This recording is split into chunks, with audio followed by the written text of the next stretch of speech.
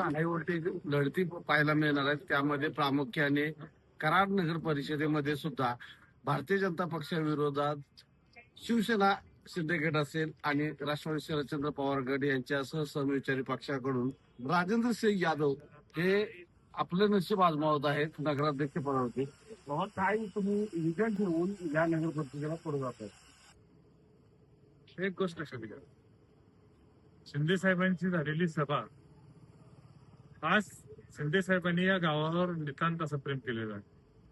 त्याच्या अगोदर मुख्यमंत्री असताना, उपमुख्यमंत्री असताना त्यांनी त्या ठिकाणी भरीव असा निधी दिला. त्यांनी आजच सांगितलं की ज्या ज्या वेळेला राजेंद्र यादव माझ्याजवळ आले मी त्यांना कधीही नाही म्हणत.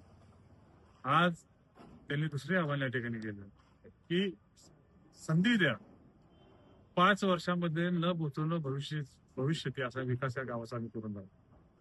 काही काळ बाबा तुमच्यासोबत खरं तर तुम्ही यशवंत विकास आघाडीच्या माध्यमातून अनेक वर्ष राजकारण करताय. मात्र काही अंतिम क्षणात तुम्हाला धक्के पाहायला मिळाले, काही लोक तुम्हाला सोडून गेले, वाईट वाटलं? एक गोष्ट लक्षात घ्या, वाईट वाटलं, परंतु मला असा प्रश्न घ्या पडला की त्या लोकांनी निर्णय असा का घेतला? पार्टी म्हणून कुठं कमी पडली पार्टी त्यांच्यासाठी? स्वतःच्या स्वार्थासाठी का त्यांची अडचण होती म्हणून? त्या ज्याचा त्यांनी तो निर्णय घ्यावा आणि या कराड शहरातील जनता अतिशय सुज्ञ आहे, योग्य वेळी योग्य निर्णय घेईल. आता खरं तर तिरंगी लढत आहे, भारतीय जनता पक्ष, तुमचा एक गट आणि काँग्रेस. तुम्हाला आव्हान कोणाचं वाटतं आणि विजयाचा विश्वास किती वाटतो? एक गोष्ट लक्षात घ्या, मगाशीही मी सांगितलं, इथं आव्हान, प्रति-आव्हान, कॉम्पिटिशन, स्पर्धा या बाबी नसतात. इथं हा कौल जो असतो तो मतदार राजाच्या हातात असतो. मतदार ठरवतात कोण चांगलं कोण वाईट. उमेदवारांनी ठरवायचं नसतं मी चांगला आहे का तो वाईट आहे. हातात कोणाच्या? मतदाराच्या. मतदार क्षमत ठरवायला कोण योग्य आहे कोण आहे.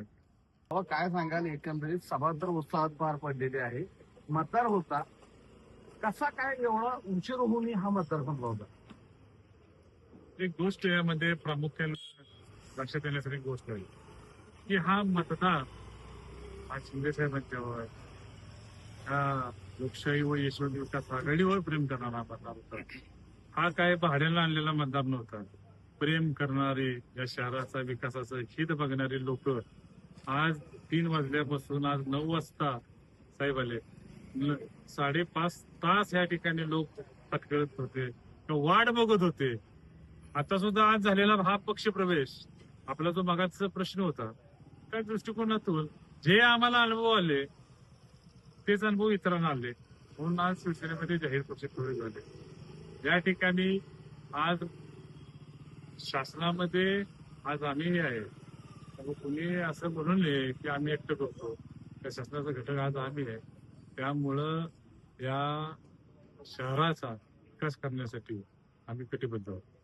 तर या ठिकाणी जो काही उत्साह होता आणि एकनाथ शिंदेना भेटण्यासाठी जी काही लोकांची गर्दी होती ती तब्बल 6 तास सभा उशिरा होऊनही हटली नव्हती आणि विकासाचा रोडमॅप घेऊनच एकनाथ शिंदे असतील किंवा राजेंद्र सिंह यादव हे पुढील वाटचाल करतील असं त्यांनी सांगितलेलं आहे. न्यूज 8 लोकमतसाठी विशाल पाटील, सातारा.